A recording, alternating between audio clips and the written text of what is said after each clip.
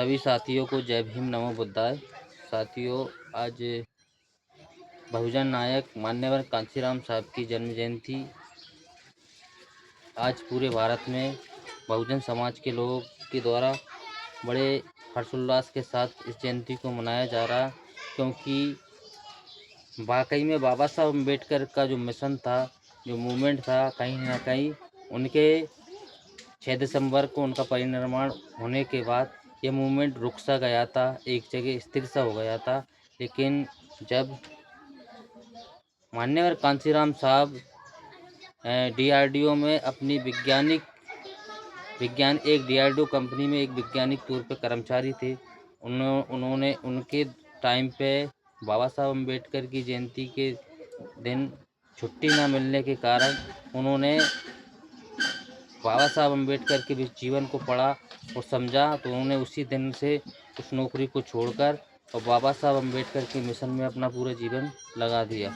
उन्होंने ना शादी की, ना घर बार बनाया और घर बार को छोड़कर इस मिशन में मूवमेंट में काम किया। मूवमेंट में काम करने के बाद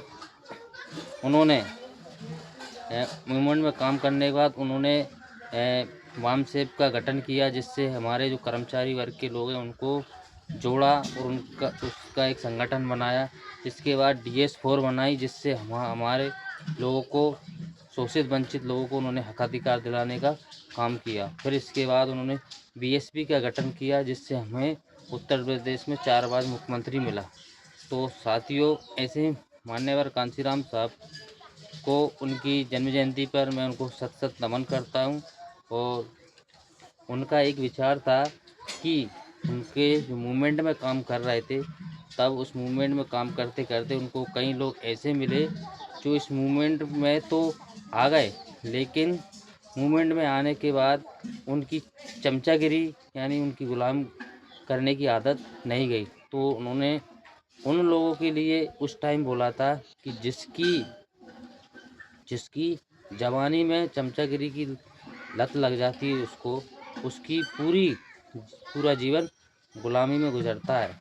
उन लोगों के लिए मान्यवर कांशीराम साहब ने उस समय बहुत बड़ा ये एक मिशनरी लोगों को संदेश दिया था कि ऐसी चमचागिरी से हमें बचना चाहिए, नहीं तो हमारी पूरी ज़िंदगी गुलामी में गुजर जाएगी।